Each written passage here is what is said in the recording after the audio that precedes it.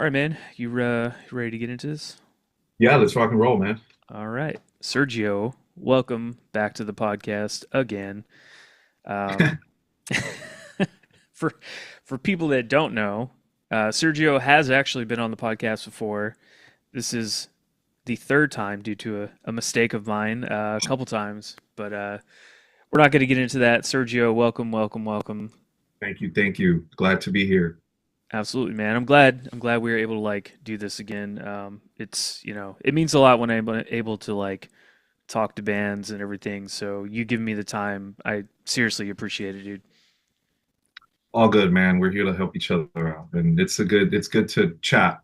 You know, Yeah, it's always good to chat about just metal. It's fun, yeah. like to get into the nitty gritty and stuff. So yeah, Well, as you know, the thing that I like to start with on this podcast is your personal heavy metal history. So those bands and records that you remember that got you into the genre, and the ones that stuck with you over the years.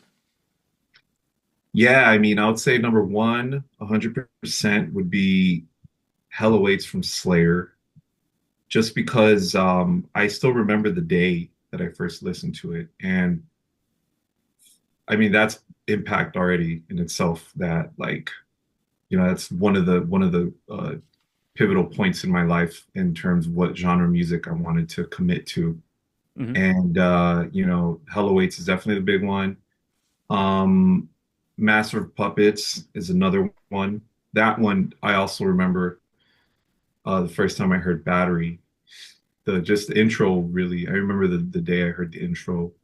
That was I remember getting like I don't want to sound all cliche and or anything, but I do remember getting goosebumps in the back of my neck when the drums and the all the gain guitars came in after the acoustic intro came in, and I didn't know what was about to happen because at the time all I knew Metallica was Enter Sandman.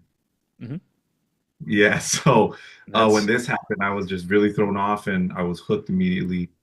That and then Rust in Peace, Megadeth, those are like the albums that kind of like push me toward I guess the beginning of my extreme path in terms of metal and like just overall metal. It's gonna be Iron Maiden, Judas Priest, Merciful Fate, King Diamond, Motorhead, Venom, just those bands really at the same time. Obviously Black Sabbath. hell yeah.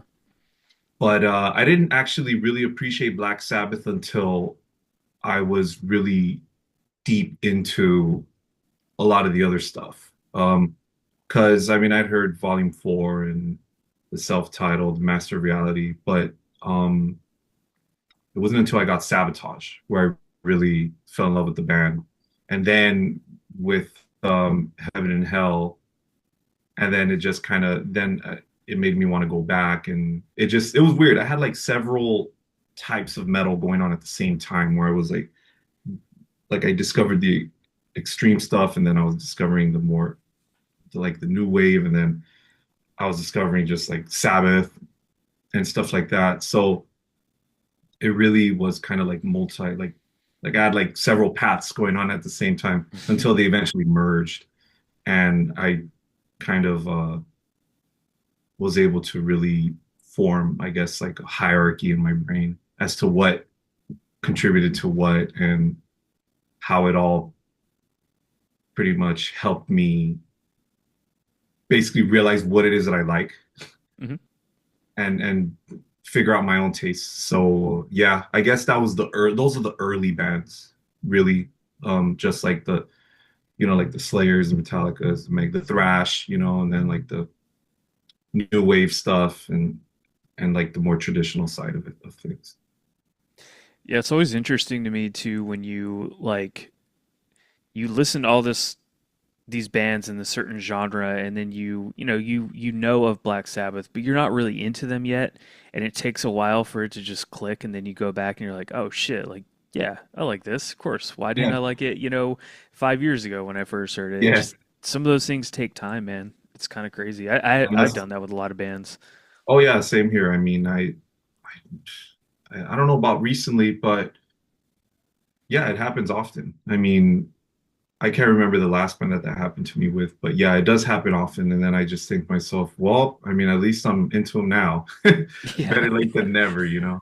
Before I used to kick myself about it, but now it's more of a better late than never thing.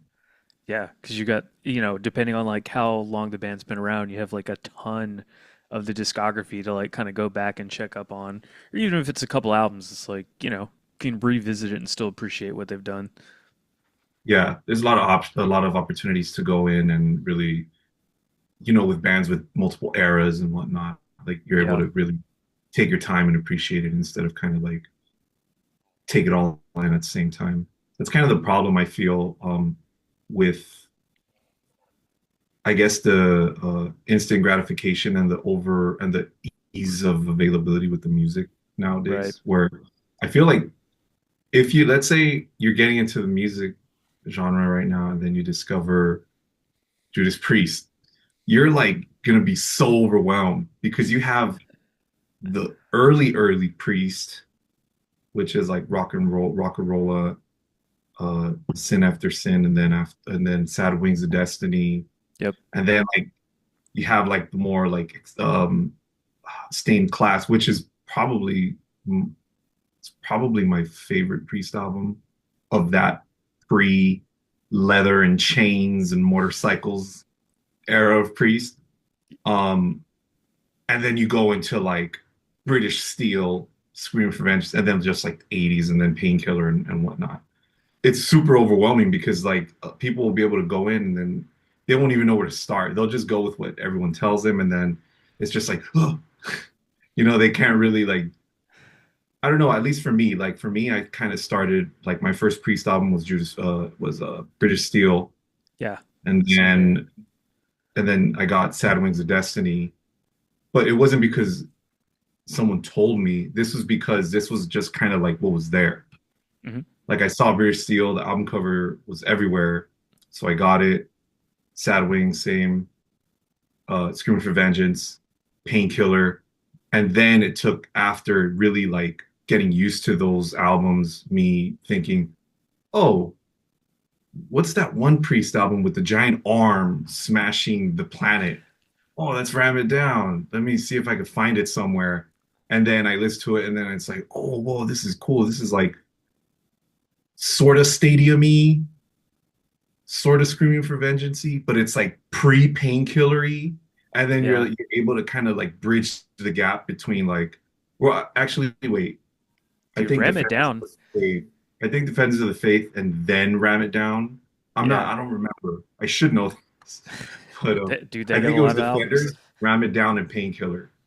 And then like you can see like the gap, and then it's like that stuff. At least in my experience, was like going like I get like the ones that really shaped my appreciation of the bands, and then yeah, like we mentioned earlier, it's like you get used to it, you sink your teeth in, and then you're kind of like used to, what to expect, but then you realize, oh wait, there's still more.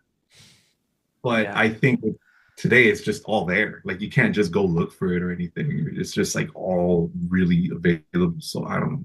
To me, it seems overstimulating and overwhelming. I mean, yeah, for a band that's been around as long as they have and how expansive their discography is, like I get it. Like I wouldn't even know what album to recommend to somebody who would like just start checking out Yeah, Judas Priest at this point. Like, you could say Painkiller, but then it's like, well, that one's good, but maybe try this one.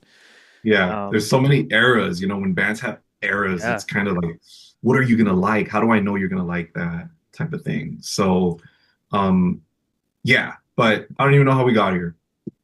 Well, I was gonna say too on Ram It Down, probably one of on the title track to the album, man, like one of the best guitar solos on the Oh record. Like yeah, man.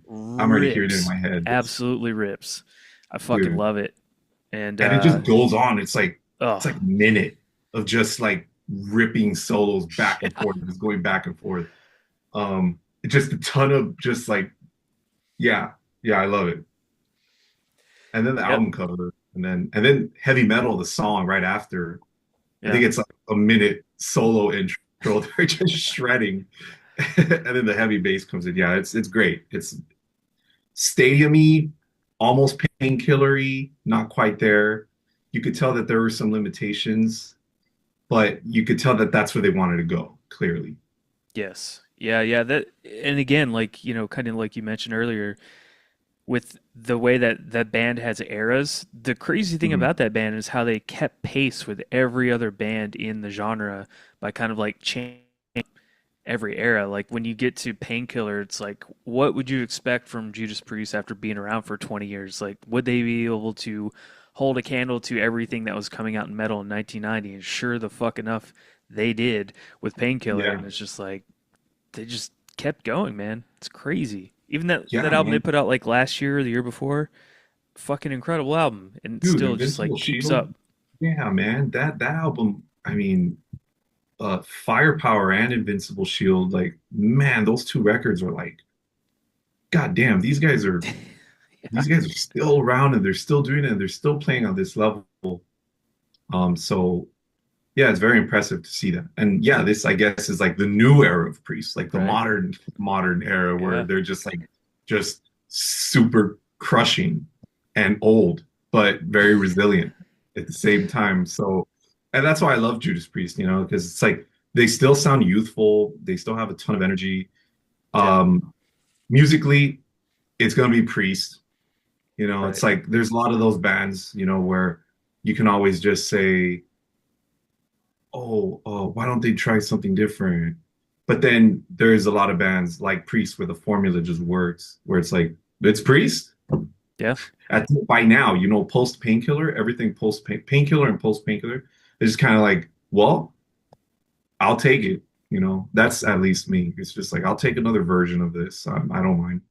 It's yeah. still No, gonna crush. it's what can they possibly do to like change it up? They're gonna start adding orchestral elements, like blast beats. I mean, Like, they tried for Nostradamus. true, true. They had like the orchestra thing, but yeah, it was still very priest though, like Yeah, like all the music under the orchestral layers and whatnot. So yeah, I mean they can do whatever they want. They're priests, so so I know you were also I mean, your band's a black metal band, but you're into black metal. If you had to choose like your three favorite black metal albums that like, let's talk Desert Island albums. What albums would those be?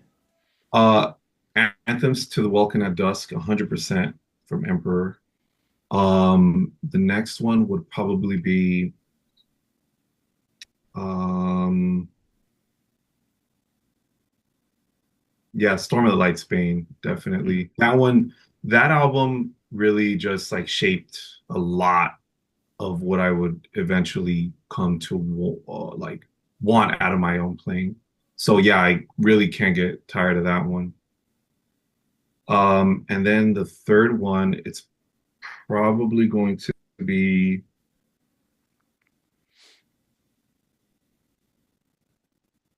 that's a tough one, man. I know, man. It's always like, do I want this one or what about this one? Oh wait, this album rules too. Yeah. Oh man. Um, it's definitely going to be an Immortal album, Hmm. whether it be Damned in Black or Sons of Northern Darkness.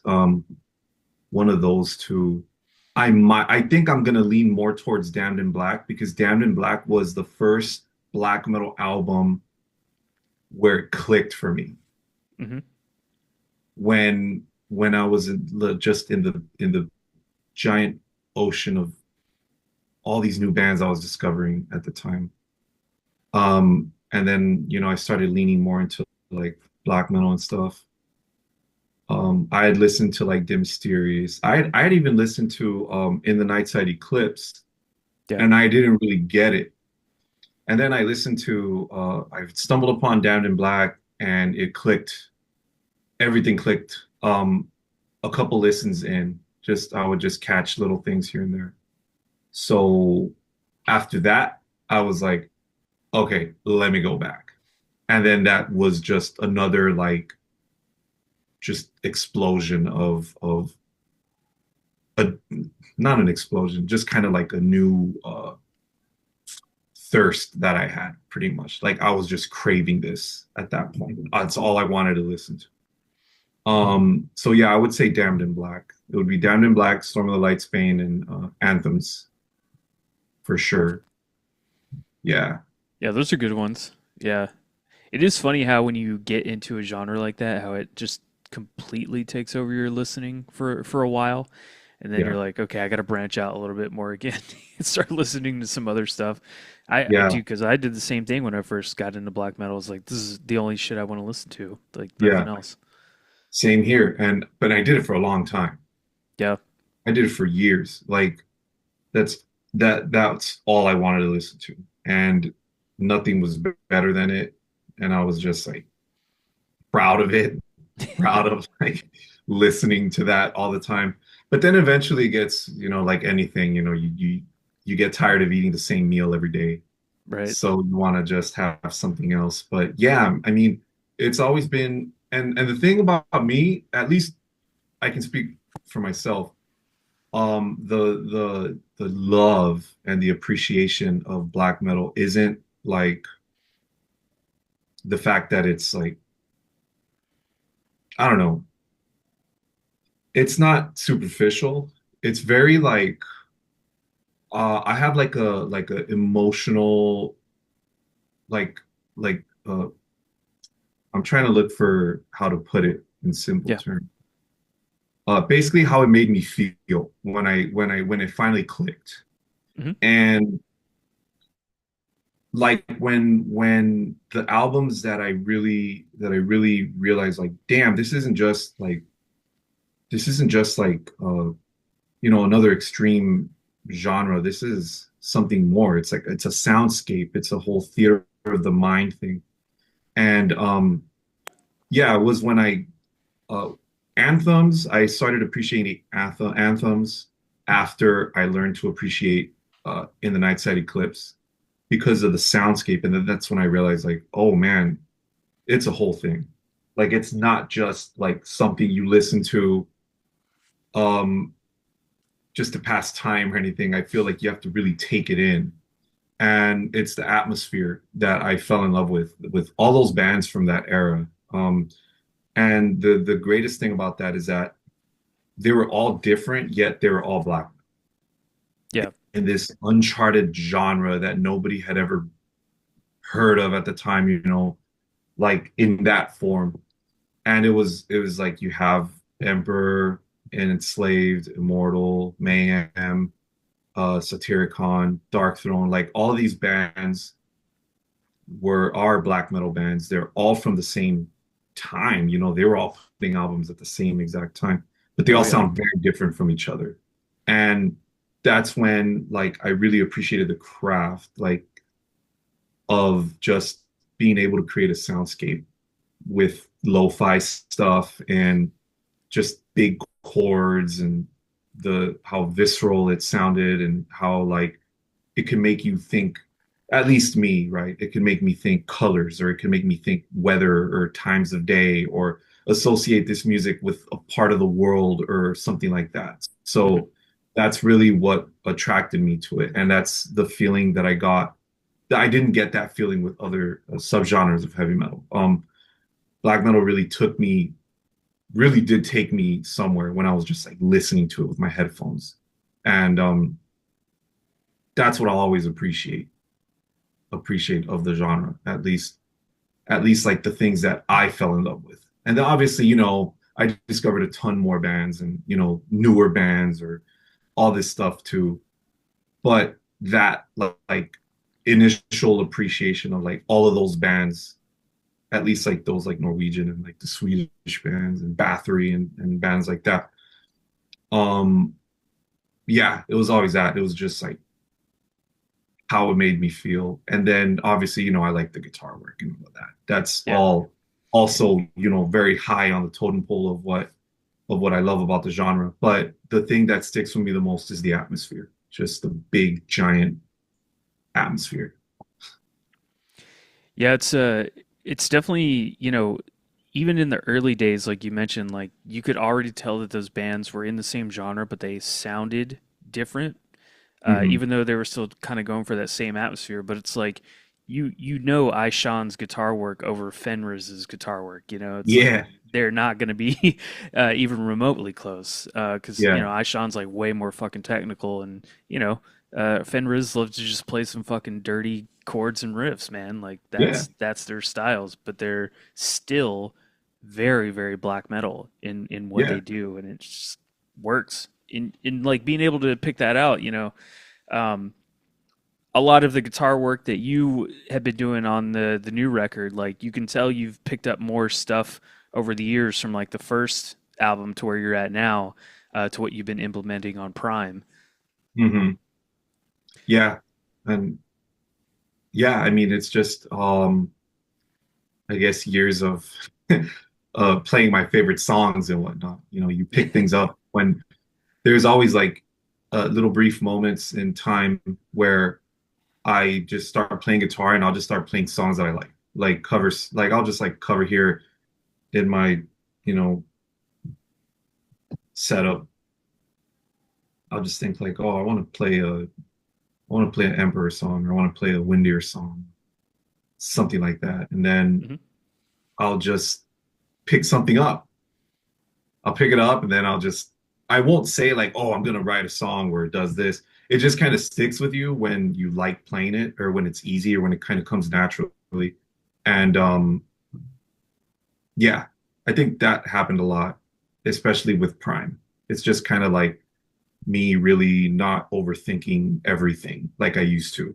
And um that used to be a thing, especially, you know, in like the on the last record on Zenith. It was there was a lot of new tools that I had and that the rest of the guys had that we added to the album, but I also feel that we could have just not overthought a lot of the album. Not in a Sure. bad way. I just think that Yeah. it could have been it could have been easier than it should have been to compose a lot of that stuff. Did you just take like extra time on it, or too much time, like trying to compose something on that last record? Yeah, there were most of the album, yeah, pretty much most of the album, it was just way too much time over composing, I feel. Okay. There was Yeah. like a lot of things I'll look back and I'll think, well, that didn't have to be there. Or or like, well, this could have been shorter, or we could have done without this, but or we could have added something here to make it a little more meaningful to get to that part of the transition or whatever. But regardless, for what that record is, I love that record. Yeah. But it's just also me being very self-critical of like Sure. what we created, you know. So yeah, we're always gonna want to kind of see, oh, well, we could have just done this. Oh, but either way, I mean, the album rips. You know, it's definitely a major step up from what we did on Cypher Hmm. in terms of just execution and whatnot. It was more like there was more focus on what we wanted to do. Um, Whereas now on Prime, on the new one, there is no overthinking. It's just like flow. We just let it flow.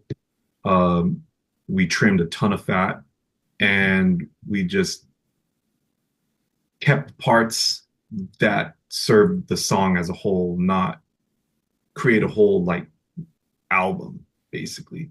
Because that's what we Okay. did on Zenith. And Zenith, we basically wanted to do a whole like album, like one long epic journey. Yeah. And a lot of storytelling through the music itself. Like lyrics will definitely be the main storytelling, but the music also was kind of like helping convey that. Whereas on Prime, it's just all about just energy and conveying each story in a very straightforward package and just effortlessly in terms of like how we approach the writing. Just very organic, very yeah, you know, like not we didn't overthink a lot of that stuff. Just kind of serve the song, let the song serve itself. So you do you start out writing everything on your own? Like you like come up with a riff and then build around it and then let the guys come in and add stuff when you're like demoing? Is that kind of how it works for you guys? Yeah, I mean, I'll come up with the ideas, I'll show the guys, and then we all come together and we just like piece it all together. Okay. Sometimes I'll have like a whole song idea, and then like we'll just cut parts together. Or Oh yeah. like Rodney, our drummer, he'll throw certain things that are better than what I had in my mind. And then there are some parts where they're like, some parts where they're just kind of like, well, this part kind of will not have the impact if it wasn't with a blast beat, or if it wasn't with this kind of beat, or if it didn't do this. But even then, just when we practice new material, whatnot, Rodney will just kind of like play something else just to test it out, just because Yeah. maybe in his free time he's like thinking about what he could do or something like that. And then we change the idea again until we find, well, like until we like settle on something or all collectively agree on what we like about each section. But yeah, it usually starts with me or uh, Josh contributed some riffs that became songs Okay. on Prime. And Bryant, he's really good at like just writing all of his parts. Like he'll get my part and then he'll just write his part completely. And that's basically the best, I think, the best part of the songwriting in terms of guitar in Imperialist is that Brian and we complement each other because our styles are so I don't know about different, but they're very like they're complementary because Brian is very smooth and he's like water basically. Brian flows and he's very good at making very haunting things and just layered things and that's where he shines and he's fantastic. And I've picked up a ton of things from him just being in a band with him and stuff like that. Yeah. So he's just very, very smooth. Me, on the other hand, I'm kind of like fire. It's just very go, go, go, go, very sharp, very like the more technical stuff, a lot of the down picky stuff, a lot of the uh gallop stuff, all of that kind of technical stuff is me. Okay. Like I'm playing Yeah. a lot of that stuff. And then Brian will just contribute a lot of the really gnarly top layer, bottom layer stuff. So we complement each other very well like that. And yeah, like I love when he'll just listen to it and be like, okay. And then next week he'll just play whatever he thought of over it. And then we just think like, hell yeah, this is it. Like we don't even need to like force it anymore because it's just so easy for us to work together. And Josh is a great bass player. He just kind of just like he throws some stuff sometimes where I'm just like, well, that was easy, that was awesome, like you just kind of came in. But yeah, we all have like liberty, we all just like contribute our parts. We all write together. Ultimately, we all write together. Okay. But Nice. like I guess the beginning of the idea, yeah, it does come from like my guitar. Okay. Yeah, S but yeah, no, like we're nothing without each other. yeah. We really depend on each other when it comes to put it all together. So when did you guys kind of start writing for Prime? Because I know you did an Uh, EP in between, so I'm curious if you had so the stuff from EP, that. yeah, sorry to cut you off. Oh, you're So the EP is actually from our very first release. oh It's like a reworking of like the first demo we did, oh crazy! I Optimization did not demo. know that. Yeah. Yeah, if you listen to like, I mean, it's nowhere to be found, I think, on our personal Bandcamp or one of our old Bandcamp, it's on there. But we kind of wanted to like make that because the songs are very fun to play and they're a very important part of the band. They're just like very. Yeah. This is the first song, the first Imperialist song ever is on that. Call of Volcane is the first song that I ever wrote with the idea of making original music for that band for Imperialist. So Yeah. And that song, man, I kind of wrote that one in like one sitting. Just the way you hear it is pretty much how I wrote that song. So Call of Volcane is on that. So we were just thinking about like we kind of needed like Zenith was a lot of work in terms of just composing and putting it all together and all of that. So we all kind of agreed like, hey, let's just revisit the demo. Let's improve it. Let's record with a click. Let's add things. Let's fix the lyrics. You know, my the first time I'd ever recorded, actually, the first time I'd ever done vocals ever was recording that demo, that quantum Oh shit. annexation demo. So it was I didn't even know what I was doing. So now, you know, like the vocal performance, I think is much better, better Yeah. production, just overall, just it's just we figured let's revisit, let's kind of give it the treatment we wanted to give it. And in doing so, it was kind of like we kind of went back like, oh, this is the approach that we had, you know, like we kind of wrote this way. Like this was the writing approach. It was very, again, it was very effortless, no overthinking, very organic, very fluid. And then it kind of set the bar as to what the approach was going to be for writing Prime. Mind you, I already had a lot of riffs that eventually got to be songs on Prime, Yeah. dating as far back as like 2019, 2020. Shit. But obviously, you know, a lot of those songs didn't really make it anywhere because they would have probably been on Zenith. But I kept a lot of those. And a lot of those songs, I would just jam to them and they would become songs on their own. So then I would present to the guys and then we would all piece them together and like layer and add things and do what we wanted to do on them.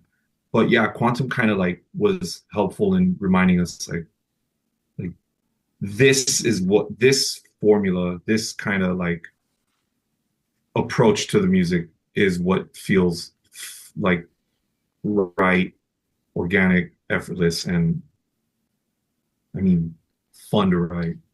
You know, Yeah. you gotta have fun when you're writing music. You know, you Yeah. can't Yeah. just do it for some other motive, right? So, um, and it's fun to play. You know, it's fun to play on guitar. So, I love hearing music that's fun to play. That's why I write. You know, we write our own music. We play our own music because we like to listen to stuff that's fun to play. We like to make stuff that's fun to play and hard to play and makes you want to play it. So yeah, Quantum was kind of like that, like intermission between Prime, kind of that intermission we needed to help us forge the vision to what would become Prime. Because prior to that, uh, there was no clear direction as to what the next album would be. So Yeah. um, yeah, it was good. And now Prime being like the, in my opinion, the the quintessential Imperialist album. It's basically everything that we've done up until this point and then some. So it's like the new formula. It's kind of like the new. It's like we finally dialed it in. So now from here moving forward, it's going to be more or less approached that way. Not saying that we're going to make like the same album over and over again. It's going to be more so like we're just gonna play whatever we want to play and try to execute as best as we can and make it without forcing anything. If it sounds So good, we'll keep it. yeah, I mean, the I was actually wondering this when we talked last, and I'm kind of Mm. glad. This is why I'm glad we're doing this again. When you guys Yeah. did Zenith, like I know it was kind of just coming out of COVID. Did you guys get to tour on that record at all, or like anything, or did you just have to like put it out and maybe play a few shows? Yeah, we just played like a handful of shows. I think we did one show before the lockdown, actually. I think it was one Damn. of the last, if not the last, like metal show in the area before the lockdown. I think lockdown was around Monday. No, I think there was like another show. We were the last like of that weekend though. We were one of the last shows of the weekend prior to the lockdown. So that was our last show. And then we had all of 2020 and then when did we record Zenith? I think we recorded Zenith at the end of 2020. I think it was like November, December of 2020 that we recorded Okay. Zenith. Damn. And then we had to submit it, and then it was almost a whole year after we recorded it, and then we didn't play until Zenith came out. So we didn't play a show until like almost 2 years after our last show. So yeah, there was not a lot going That's on. crazy, And man. then and Yeah, then that's after Zenith, I think we played like a couple shows. yeah. Yeah, that's because I was realizing that after I was like, damn, that's a really rough time to be like putting out an album and trying to like tour, you know. Is your second album, third album? Zenith's our second one, yeah. Yes, yeah. Oh yeah, Prime is the third album. Yeah. Yeah. And so like, man, you're like just getting all this momentum and then this shit happens and it's like, well, fuck, what do we do now? Like, Yeah, man, god because damn. 2019 I remember was really cool for us too. And then I think yeah, 2019 was really cool. And then after Yeah. 2020, it just kind of put a halt on everything. But um, I mean, it gave us time to fine tune Zenith, and we Sure. were able to be really happy with it and then record it. And yeah, I mean, now, I mean, just it also helped with writing a lot of stuff on Prime. Yeah. So like Yeah. 2020, 2021 was around the time. So like after we recorded Zenith, I just started writing new stuff. So I Yeah, you would might say as like well. 2021, no, like late 2021 or mid to late 2021 into 2022 was when like the heavy writing part of Prime started. So concerning Prime, like recording and mixing, mastering the record, give me some insight into some decisions you guys made during that time of like things you may have started with in a song that eventually got changed a little bit to the end product. You can use whatever Um, song that comes to mind from the record if you can think of something. Nothing drastic. A lot of the times we changed little things Okay. like certain chord progressions. Uh, some of the solos changed. Some of the solos were untouched. Like Starstorm, I think the only thing that was changed on Starstorm was the bend at the very end of my solo in the end of the song. And then like we added wall Hmm. on Brian's solo. That was it for Starstorm. And then like yeah, like there wasn't really a whole lot because we had really like dialed that one in and we were really happy with what we had made on that. But Charles, our producer, he recommended like a lot of things in terms of like uh things that sounded off key. Like, okay, maybe you want to Okay. do it like this instead. And it was a big help. And then um a lot of drum parts too. Um like fills and things like that. Charles was a big like difference maker in terms of like, oh, what kind of roles? Like, okay, you did this kind of role here, but do give me a different one here. Whereas like originally it was kind of like a little more consistent in terms of like roles or something like that. And then like just some execution on riffs, things like that, but nothing completely drastic where we say like, oh damn, the ending, the complete end of the song is different than what we had originally planned. So with that I'm really happy about because the recording process was very smooth too. The best recording experience, hands down, like on all fronts in terms of that was just kind of like being able to just get in there and knock it out. Was it pretty like a pretty quick process for you guys? Like how long were you in there recording everything? Well, it took much longer than we had hoped, or at least planned, Hmm. because we didn't do like a whole block of recording like we did with like Zenith. Zenith, we just kind of we recorded like that whole album in like 5 or 6 days, but back Oh to wow. back, Jeez. and then like one weekend for drums or something like that. Whereas like Prime, we did like one weekend for drums, and then we just did like guitars every weekend, like a couple weekends for like several months.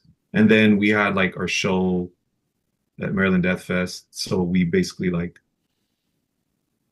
were rehearsing for like a month, weekends in a month, and then we went to go play, and then we came back, and then we started recording. Like I think it was in like June or something like that, or I don't remember. But there was like a 2 month block where we weren't recording, or like 1 month block, and then yeah, it was just kind of like very like spread out. But I'm happy about that too because we were able to kind of like, oh, if we needed to go back and fix something, we were able to do that, Yeah. and, which we did. Like at least solos, like on my end, I had to go back and like re-record some solos just because like some ideas were better just by listening to it over and over again. So I was like, oh, let me try this, okay, or things like that, or vocals, or some things like that. So yeah, it did take a while, but it was definitely worth it. And your engineer that you worked with on this record, like you mentioned how he kind of, you know, mentioned some things for you guys to do like drum fills or something like that. Like how integral was he into like getting you guys like the smooth recording process? Yeah, I mean, he's the man, Charles from Abysmal Dawn. He knows his metal. He knows how to approach. I mean, he has records of his own, Yeah. and he's a guitar player and he's a composer, and he just kind of like knows how he has an ear for it. So his input was very it was it was it was very good input.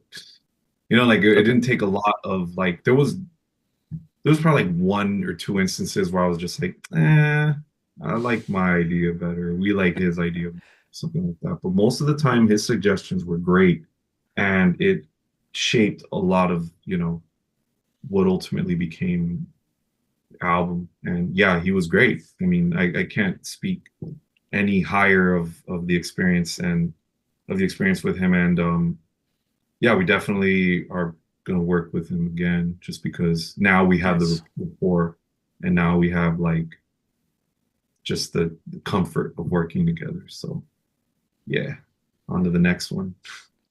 And you guys were fucking I mean, you got Dan Swano to do the mastering on everything. Like Yeah, man, who that's better? dream come true. Yeah, I mean the guy did, you know, your dissection shirt there. He did all their Yeah, man, albums. Like, that that's bucket list, man. I mean, it was like I never thought when I started the band, or when we all started the band, that like we would have an album tied to that name, and now we yeah, do. And it's and the fact that he liked the music before, like he had a vet he had to vet the music before working with us, and that was awesome. It's very humbling, like wow, Dan Swanel, the guy behind some of the best albums sonically and some of the best bands, yeah. Oh like my he's gosh. so that was great, and then working with him was, man, I mean, I gave him the notes that we all wanted, for the album to sound like. We all collectively agreed on what we wanted the album to sound like. Gave him the notes. I think like 2 weeks later, he sent us the first draft, and we were like, "Damn, this is it. We don't even need to give any notes. This is it." Oh shit.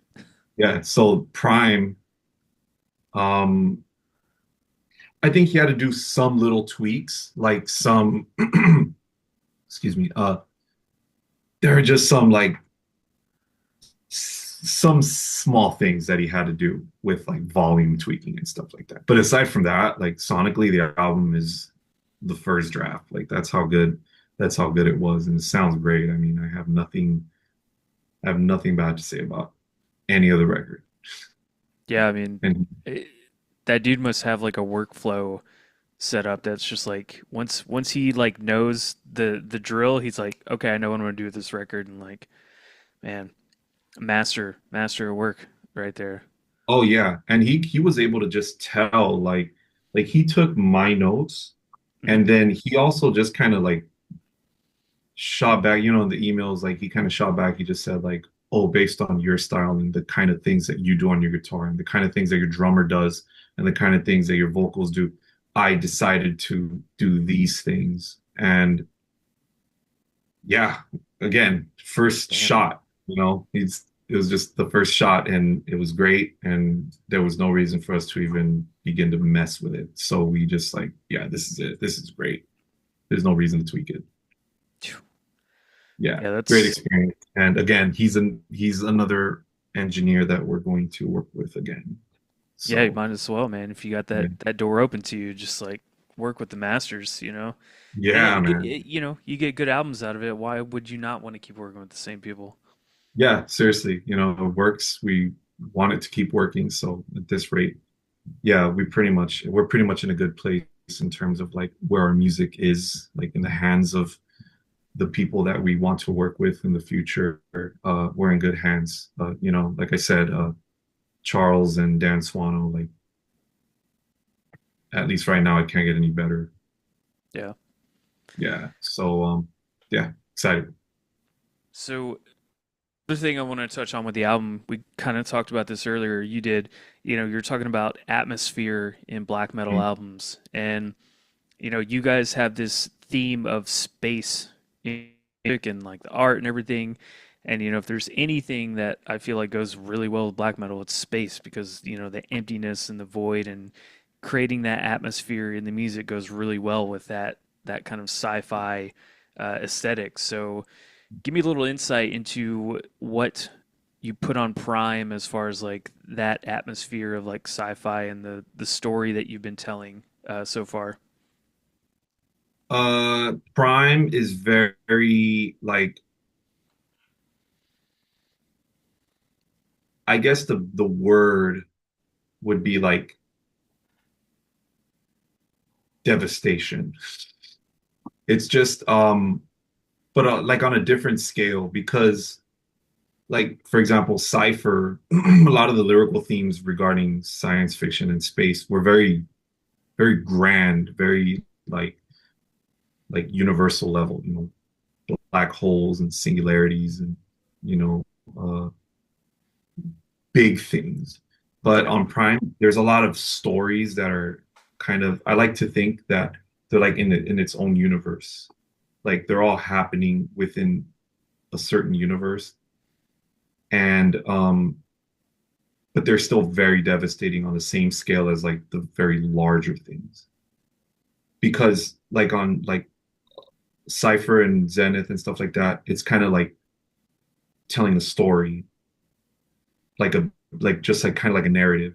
Whereas like on Prime, it's more like it's still a story and a narrative, but there's consequence as well.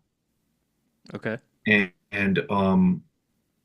there's like just events.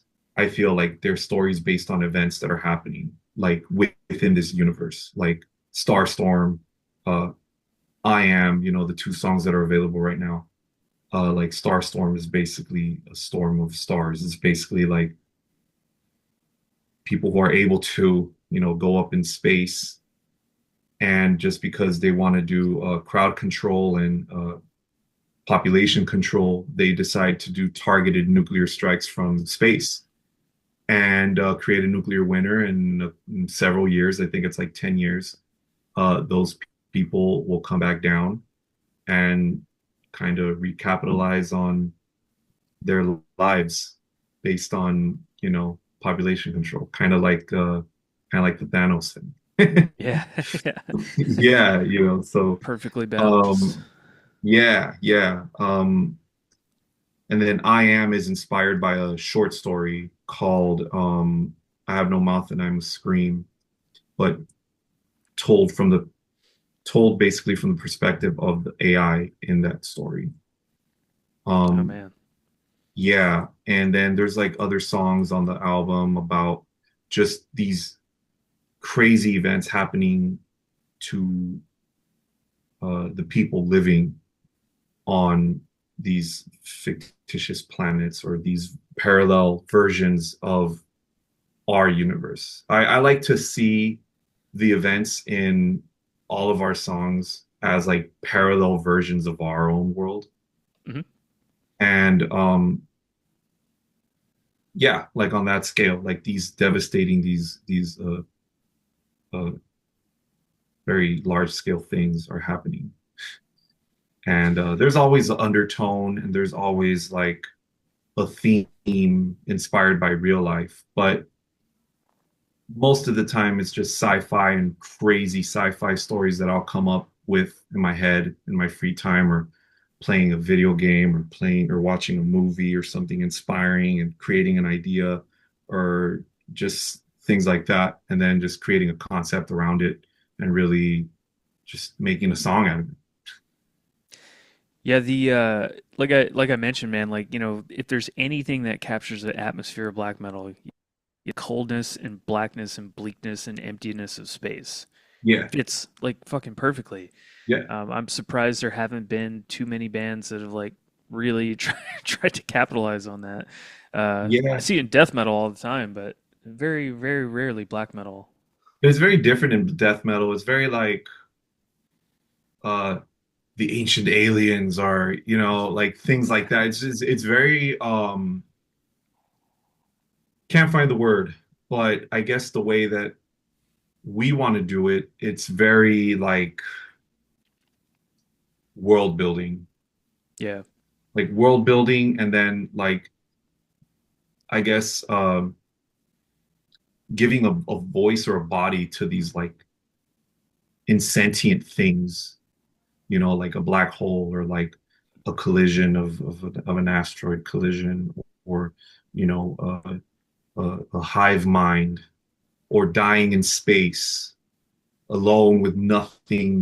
There's a song on Prime that's basically about someone who lived a life, a certain type of lifestyle, and then once it's said and done, uh, having taken so many lives, now they're living, they're in their last moment of their life, and they're just reliving all the lives that he took oh by Jesus. himself in space.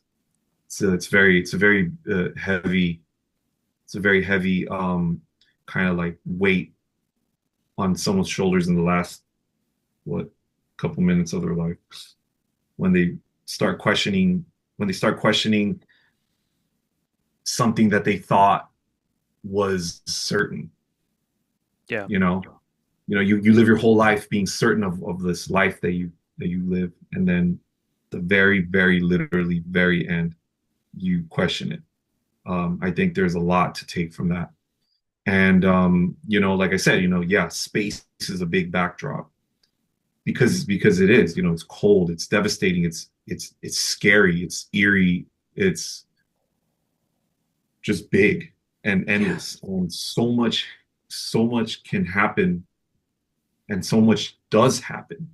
And that's what we do. We'll balance like things that do happen in space with things that maybe some parallel universe can happen in space, and then kind of marry the two, or get inspiration from a lot of things. So yeah, the backdrop of space is huge.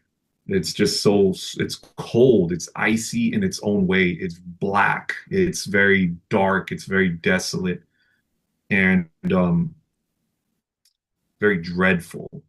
Yeah. There's just a lot of dread. There's not much good that can come from what happens over there, because it's so unforgiving and relentless. And there's no one that says like, oh no, it's not going to be that bad this time. No, it's just space. Space is space, and it's going to do what it wants. And there's nothing anybody can do about it. There's nothing anyone can do about anything that's happening over there, whether we know what's happening or not. It's just it's just omnipotent, I almost. think No, I think that's one of the great things about a lot of like sci-fi and space movies is that really, you can put things like aliens in the movies or whatever. Really, the bigger enemy out of everything is space itself, like getting Yeah, sucked out of a hole into nothingness, or getting sucked into a black hole and not knowing what dimension you're going to end up in, or sucked away into nothingness. Like that yeah. is the bigger like antagonist of sci-fi films over anything else. Oh yeah. yeah, like trying to survive in this thing that wasn't even meant to be survived in. Yeah. Like you're kind of like forcing yourself to live in something that is not that is not going to be forgiving at all. Yeah. That's why every time I hear So somebody wanting to go to space, I'm like, but why? There's nothing like exactly. Know it's your what place. We're here for a reason. We don't belong in space. We could travel in space yeah. if at some point anyone decides to create space travel and whatnot. But I mean, okay, when you do, it's gonna be like something you could never even imagine, I'm sure. Mm-mm. Like the things that are out there, the things that I think of that are out there are probably not even close to what actually is out there. And I'm not talking like on a conspiracy, like tinfoil hat thing. It's just the imagination, Yeah. or probably too many Metroid games that I play. But it's just like it's crazy, man. It's so lonely. There's nothing out there that we know of. And what better subject? I've always been infatuated with futuristic things, science fiction, outer space, and just like how everything looks so I don't think sterile is the word, but at the same time, everything looks so futuristic, but at the same time, very ancient because it is ancient. Space is ancient. It's the beginning of everything, right? So, but it's also futuristic because it's something the way it's depicted. I've always liked the depiction of the future and like anything sci-fi or anything futuristic in space and whatnot.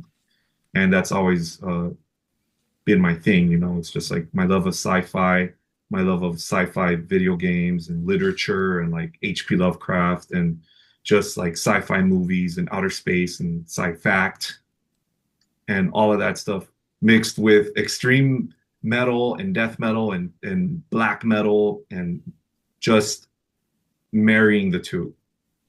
And and then that's what happened, you know, when we Yeah. came up with and the band appeared. Yeah, so like Yeah, the like I I was rewatching part of Back to the Future 2 the other day, oh and yeah, I remember that it takes place in 2015, and I'm like, boy, they they really forgot a screwed lot people. wrong about the future. Yeah, yeah. Yeah, it's funny how that works, huh? When at some point 2015 sounded like the Jetsons or like, Yeah. just yeah, that's wild. But at the time, that's what they thought and it's kind of like a kind of a wacky way of seeing space, with all the like chrome Yeah. and like the hoverboard and all of that. It's very wacky. But yeah, I love the Back to the Future trilogy. Oh yeah. I think the first Back to the Future is like one of my favorite movies ever. But just Yeah, because it's it's a great movie. classic, man. And And that yeah. DeLorean just it looks, even though it's a shitty car, it just looks so good. You Yeah. know. Get to the DeLorean, Marty. Yeah, no, I love it. It's so good. But yeah, man, I love all of that stuff. And I think another movie that really inspired a lot of like imperialists was like Interstellar. Oh yeah, yeah. God damn, Interstellar is it's one of great. them. Um, and then like just Terminator 2, like Alien, the first two Alien movies, um, Predator, like all of that stuff. Like Hmm. a lot of that stuff really inspired Imperialists. And then like on the side of video games, it's like Metroid, uh, Halo, Metal Gear Oh hell yeah. Solid, um, just a lot of that, like, and then other like little, one-off games here and there, like the overall series, like those kind of games really just inspired like the band, the aesthetic in terms of like what kind of stories we want to tell and like how we want the logo to look and things like that. So yeah, it was a lot of that. It's basically that like and then also the horror of like like space horror movies and like H.P. Lovecraft and things like that. Just kind Yeah. of like how devastating it can be. It's really Yeah. just like Event little Horizon, moment. that's like a classic. Oh man, yeah, that's a great movie, Event Horizon. Um, Yeah. yeah, man, I'm trying to think of what else. But Sunshine. yeah, You ever seen that one? which one? Sunshine. Oh, that's who's in that again? Cillian Um, Murphy and yeah, Chris yeah, Captain America. I'm blanking on his name. That dude, yeah. Captain That's America. I right. think he's in it. I could be wrong, but yeah, I do it's a remember. Danny Boyle movie. But man, I it's do remember. incredible space like sci-fi kind of movie. Yeah, I remember this movie. Yeah, this is a crazy movie. Yeah, yeah, Yeah, I remember this one. Oh man, I totally slept on this movie. Yeah, man. Stuff like that, man. Just feed it to me. I love it. I love all that because then it inspires lyrics, yeah, yeah. and that's the best And part of that's it. Like it's just like I said, it's just scary. It's scary, and it could happen at some point. It's not like now I don't want to bash on anyone, but like the whole uh, evil thing and cult thing and like sure. all of that stuff. Like it's not for me because like everyone else has done it a million times. Like Yeah, um and I always thought like, man, no one else is talking about this, and I'm really like passionate about it. So why not make that the main backdrop of the aesthetic of the band, but yeah, still because kind of looking old school, like an old school heavy metal band, like in yeah, appearance wise. yeah, and it would be a really disingenuous thing for you to have to write about like satanic stuff when it's just because you're a black metal band, like you shouldn't have to like fall into that box to write about that stuff if it's not what interests you and still be able to write the music that you want to write. Yeah. And like I love all the bands that do that stuff. Like I Sure. love new and old bands that talk about things like that. But I'll just let them do it. Yeah. Yeah, yeah. Like I'll let them do it, and that's totally cool. I like to talk about this kind of stuff in my own way and a little more thought provoking and a little more multi-layered and not very straightforward and open to interpretation. There's you could interpret a lot of our lyrics in several ways. I've talked to some people and they've given me, I was thinking like, oh damn, okay, I didn't even think about that. And I wrote the lyrics to that. So it's really cool to just have multi-layered things like that about something that I genuinely want to talk about and I genuinely think that like we want to project in our music. So yeah, I agree. It would be very disingenuous if we did. But I mean, I respect people who do it. I mean, some of Yeah. my favorite bands are satanic, driven and whatnot. And that's totally fine. I love it. It's not going to change the way that I see them or anything. It's just Right. like I said, I don't want to do that.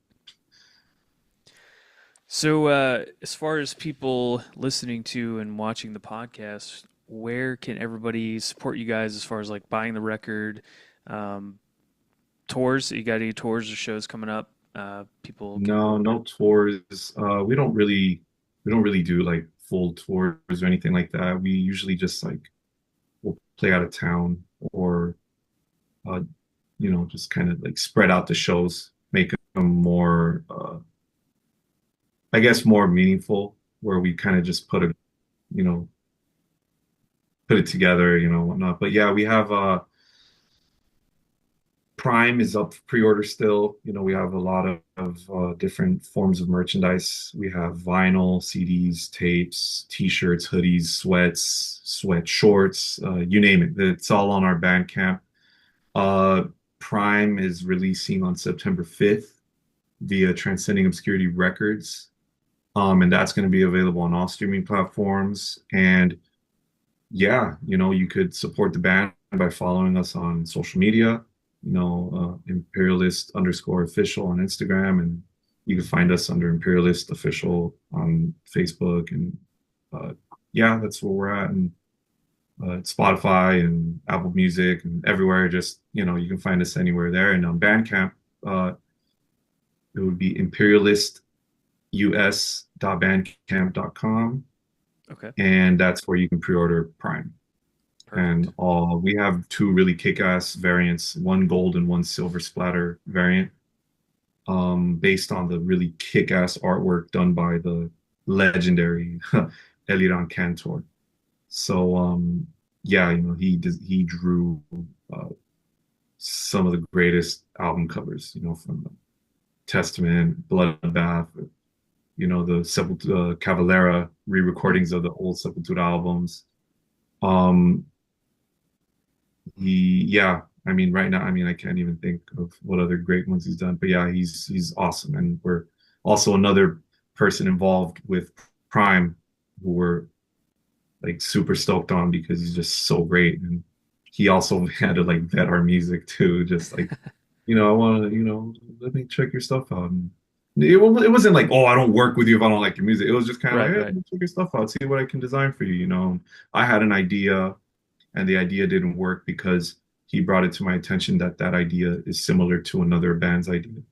Oh, So he that's said, good. well, well, your album is called Prime. Let me give you this. And then he gave us what Prime is, and it is exactly what we want it to be. Super, super eerie. Uh, you can basically create your own story based on what is happening on the artwork. And then when you look at the two panel, when you open, when you get the vinyl, you'll be able to Oh open it, yeah. and then you'll see the whole, two panel artwork. You see what's going on in the back, and then that'll expand things even more. And yeah, like I said, that artwork is also kind of like quintessential imperialist right there. It's like that that is what we want to convey. Just the utter scale of how devastating outer space can be. Yeah, it's that's a good thing about doing physical media too, man. I know Transcending does a good job with like vinyl variants and like their Yeah. CD packaging and all that. So like I bet like yeah, man, opening that thing up is like a treat to see all that art. Yeah, man. I'm excited. I haven't gotten any of it. Like we haven't gotten like any merchandise yet, but uh I mean, we've done two albums with them, and each time it was better. Cypher was great, and then Zenith was like, whoa, this quality. Can't even imagine how good the Prime stuff is going to be. So yeah, super grateful for that, to be working with Transcending Obscurity. Kunal's a great guy. Yep. He really, every time he outdoes himself. So with the merchandising and branding and all that. So yeah, super stoked on that, and I can't wait for everyone to listen to Prime. We really enjoyed making it, and yeah, we just had a great time recording it and writing it and piecing it together, and just the whole journey has been really great, and we can't wait now for everyone else to hear it because we love it. So yeah, I've heard it. It's good. yeah, thanks, man. It's my stamp of approval. Yeah. No, hey, yeah, yeah, seriously, thanks for letting me listen to it early, man. It was I fucking listened to it for like a week straight and I was like, Oh all right, hell I'm yeah, ready for man. this. Let's do it. Yeah, man. Hell yeah. No, that's awesome. I figured, I'll let you listen to it since we're gonna be chatting about it. So Yeah. Yep. Dude, Sergio, man, thank you for doing this again. Seriously, no I worries, cannot, man. We're good. I cannot